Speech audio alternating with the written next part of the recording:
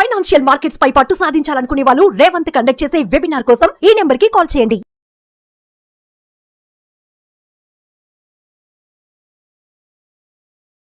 నమస్తే, నేను జీవి సత్యనారాయణ. ఇప్పుడు ఈ ఎపిసోడ్లో ఈ గూగుల్ క్రోమ్ మన గూగుల్ ఉంది కదా, గూగుల్లోనే మళ్ళీ క్రోమ్ ఒకటి ఉంటుంది. ఈ గూగుల్ క్రోమ్ ఏదైతే ఉందో అమ్మకానికి అని చెప్పేసి ఒక న్యూస్ రావటం జరిగింది. ఈ న్యూస్ ఏందో చూద్దాం. ఈ గూగుల్ క్రోమ్ ఏదైతే ఉందో అమ్మాలి అని అమెరికా డిపార్ట్మెంట్ ఆఫ్ జస్టిస్ ఒత్తిడి చేయనుంది అని ఒక న్యూస్ అనమాట.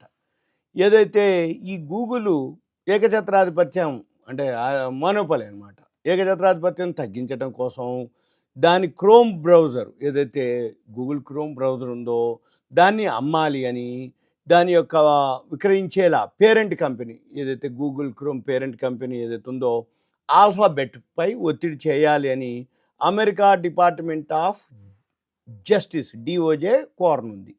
ఈ విషయాన్ని బ్లూంబెర్గ్ పత్రిక కథనంలో పేర్కొనడం జరిగింది. ఈ గూగుల్ సెర్చ్ ఏదైతే ఉందో మార్కెట్లో అక్రమంగా ఏకఛత్రాధిపత్యం సాధించిందని, ఆగస్టులో రూలింగ్ ఇచ్చిన జడ్జి వద్దే ఈ ప్రతిపాదన ఉంచాలని డిఓజే కోరనుందని ప్రచారం జరుగుతుంది ఈ మధ్య. అయితే దీంతో పాటు artificial intelligence, Android smart phone operating system సంబంధించిన చర్యలను కూడా సూచించాలని ఆ న్యాయమూర్తిని కోరనుంది. అయితే ఈ అంశంపై డిఓజే నిరాకరించినట్లు తెలుస్తుంది. ఈ మరోవైపు ఆ గూగుల్ ప్రతినిధి మాత్రం ఈ నిర్ణయాన్ని తప్పుపట్టడం జరిగింది. ఈ డిఓజే ఏదైతే ఉందో, ఈ డిఓజే అంటే ఏంటిది,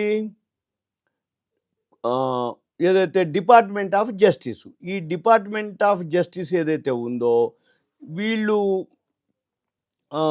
ఒక రాడికల్ అనమాట, ఓ రాడికల్ ఎజెండాను ముందుకు తీసుకొస్తుంది అనమాట.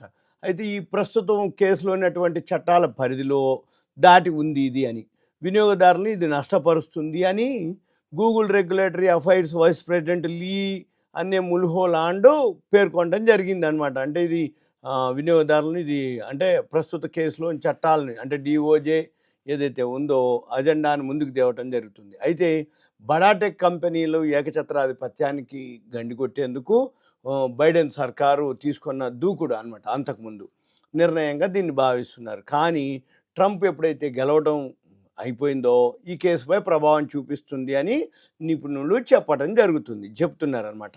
అయితే ఇది పోలింగ్ 2 నెలల ముందే ఓ సందర్భంలో ట్రంప్ మాట్లాడుతూ గూగుల్ తన విషయంలో పక్షపాత వైఖరితో వ్యవహరించిందని ఆరోపించటం జరిగింది. అయితే మళ్ళీ 1 నెల తర్వాత కంపెనీ విచ్ఛిన్నం చేయటం మంచిదా కాదా అని అంటూ ప్రశ్నించడం జరిగింది.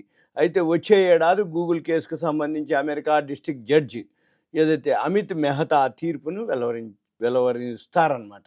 అయితే దీనిపై అప్పీల్కి వెళ్ళాలని కూడా ఆ సంస్థ భావించడం జరుగుతుంది. అయితే మరోవైపు ప్రాసిక్యూటర్లు మాత్రం కేవలం క్రోమ్ విక్రయమే కాకుండా మరిన్ని ప్లాన్ల కోసం సిద్ధం చేస్తున్నట్లు తెలుస్తుంది. ఏటా యాపిల్ పలు స్మార్ట్ ఫోన్ కంపెనీలు ఏవైతే ఉన్నాయో గూగుల్ బిలియన్ల కొద్దీ డాలర్లు చెల్లించడం జరుగుతుంది. దీనికి ప్రతిగా ఆ కంపెనీలు ఈ బ్రౌజర్ని డిఫాల్ట్గా తమ ట్యాబ్లెట్లు, ఫోన్లలో, ఆపరేటింగ్ సిస్టమ్స్లో ఉంచటం జరిగింది. ఇలా ఒప్పందాలను ఆపేయటం ప్రాసిక్యూటర్ల ప్లాన్లలో ఉంది. ఇది సింపుల్గా గూగుల్ క్రోమ్ని ఫర్ సేల్ పెట్టడం అనేది జరుగుతుంది అనేది లేటెస్ట్ న్యూసు. ఈ డిపార్ట్మెంట్ ఆఫ్ జస్టిస్ డిఓజే ఇది ఒత్తిడి తేవటం అనేది ఈ న్యూస్. ఇదంతా రాబోయే రోజుల్లో మళ్ళీ ఏం జరుగుతుంది అనేది మళ్ళీ మీకు నేను ఎక్స్ప్లెయిన్ చేస్తా. ప్రజెంట్ అయితే అమ్మకానికి గూగుల్ క్రోమ్ అని ఒక న్యూస్ అనమాట.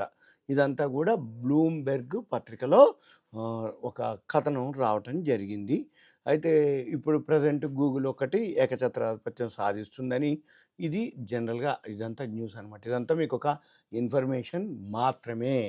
సుమన్ టీవీ ప్రేక్షకులకు ధన్యవాదాలు. Thank you. సెలవు.